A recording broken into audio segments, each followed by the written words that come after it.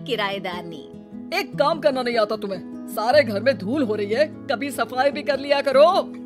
यहाँ पूरा दिन लगकर दोनों बाप बेटे का काम करो, साथ में ताने भी सुनो। जब मैं बोलती हूँ कि ऊपर वाले पोर्शन में किराएदार रख लो, अरे सफाई भी रहेगी, पैसे भी आएंगे, तब तो किसी को मेरी बात सुनी नहीं होती। हो गया टैप रिकॉर्डर शुरू। ये कहते हुए राज घर से बाहर निकल जाता है, जिसके बाद शिविन अपने कमरे से निकलकर नेहा के पास आता है। क्या यार मम्मी, कितनी बार बोला है टाइम से उठा दिया करो, हो गया ना मैं कॉलेज के लिए लेट। दुनिया की सारे गधे घोड़े बेच कर तो तू सोता है, पता भी चलता है तुझे कि मैं कितनी बार उठाने आती हूँ। बस दोनों बाप बेटों को घर से निकलते हुए लेट होने की फिक्र है, वापस आते हुए कितना भी लेट हो जाए कोई फिक्र नहीं। ओहो मम्मी, ओवर एक्टिंग मत किया करो। माँ की बातें अब ओवर एक्टिंग ही तो लगेगी ना, मेरी तो कोई फीलिंग्स ही नहीं है, क्या करूँ, मर जाऊँ क्या मैं? ओ मम्मी, जा रहा हूँ मैं, बाय। शिविन चला जाता है और नेहा बेचारी किलसती अपने घर के कामों में लग जाती है। इसी तरह चलती है नेहा की जिंदगी, जिसमें उसके ज्यादा बोलने वाली आदत की वजह से उसका पति और बेटा उसकी फीलिंग्स की कदर किए बिना हमेशा उससे दूर भागते रहते हैं। पूरा दिन घर में अकेले रहो और जब पति या बेटे से बात करने जाओ तो उनके नखरे अलग। अब मुझे ही कोई अच्छा किराएदार ढूंढना पड़ेगा।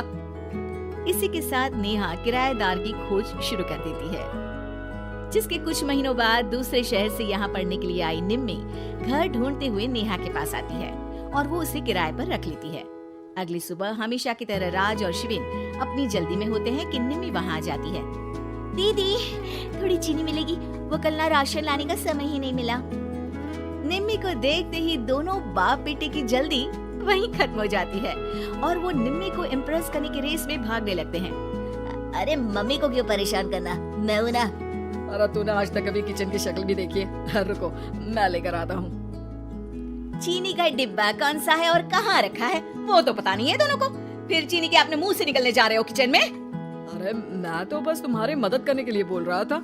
है क्या मदद? और वो भी तुम करोगे? सच में? अरे कोई तो सच बताओ, सुबह सुबह दोनों बाप बेटे कोई सूखा नशा करके तो नहीं आ गए ना? अरे कैसी बेकार की बातें करती हो मम्मी। अरे जब कौवा अचानक हंस की चाल चलने लगेगा तो शक होना तो लाजमी है ना। घर का ऐसा माहौल देख निम्मी वहाँ से जाने ही लगती है कि राज उसे रोक लेता है। अरे आपने चीनी तो ली ही नहीं? इट्स ओके भैया, मैं आज बिना चाय की ही कॉलेज चली जाऊंगी। जहाँ एक तरफ भैया सुन राज का दिल टूट जाता है, वहीं कॉलेज सुन शिविन खुश हो जाता है। वैसे आप कौन से कॉलेज में हो? इस पर निम्मी जवाब देने ही वाली होती है, लेकिन नेहा टोकते हुए बीच में बोल पड़ती है। अब दोनों को देर नहीं हो रही। हद है इनसे भी, कहीं बात बनने ही नहीं देंगी मेरी तो। अरे जा रहे, अब यहाँ बचाई क्या है? इस पर निम्मी के पीछे पीछे शिविन कॉलेज की तरफ और राज ऑफिस चला जाता है। इसी तरह दिन बीतने लगते हैं, जिसमें अब सुबह जल्दी जाना और शाम लेट आने का सिलसिला सुबह लेट जाना और शाम जल्दी आने में बदल जाता है। एक शाम वो दोनों समय से पहले ही घर वापस आ जाते हैं, जिन्हें देख नेहा हैरान रह जाती है। हाय मेरे रब्बा, अरे पहले घर जल्दी आना शुरू कर दिया और आज तो उससे भी जल्दी। कहीं मैं कोई सपना तो नहीं देख रही?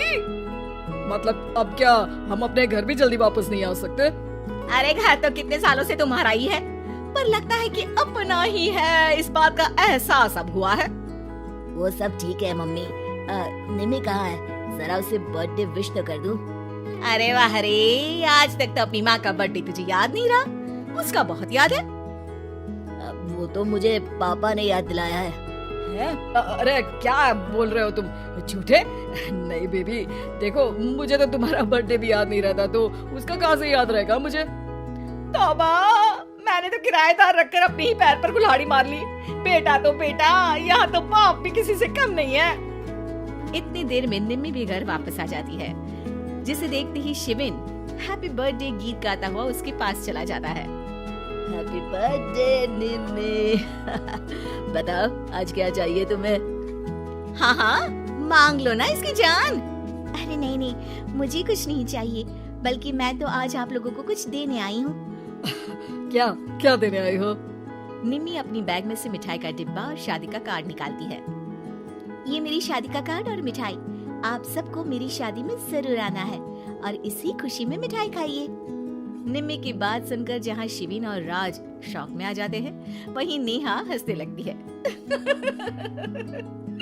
दिल के अरमां आंसुओं में बह गए। नेहा की बात से कंफ्यूज्ड निम्मी उससे इसकी वजह पूछती है, जिस पर नेहा अपने पति और बेटे की सारी करामातें उसे बताती है।